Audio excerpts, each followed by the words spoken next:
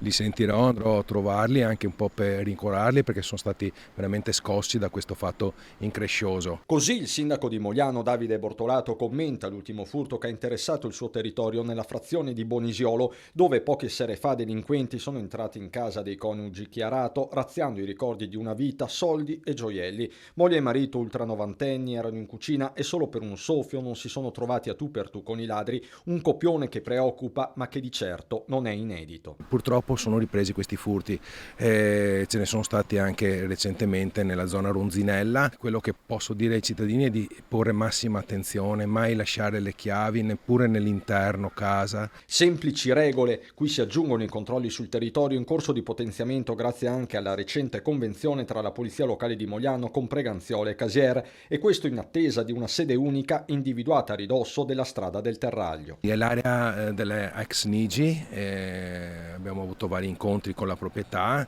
e quell'area verrà recuperata, quindi va recuperato un buco nero all'interno della nostra città. È una posizione per noi significativa perché di fatto consente di raggiungere tutti i luoghi dei territori interessati in maniera molto veloce. Convenzione che permetterà anche l'assunzione di nuovi agenti e l'intensificazione dei controlli serali. Nel frattempo 2 psicologi si stanno occupando del cosiddetto team building tra le risorse già operative nei 3 comuni. Significa leggere le dinamiche con cui si sviluppano i lavori di 2 gruppi che inizialmente erano distinti e che adesso si trovano a lavorare insieme. Quindi vuol dire creare tutte le basi per una miglior collaborazione possibile fra tutti i colleghi e uno spirito di corpo, nel senso vero, per far sì che questa diventi una vera squadra a servizio di tutti e 3 i territori interessati.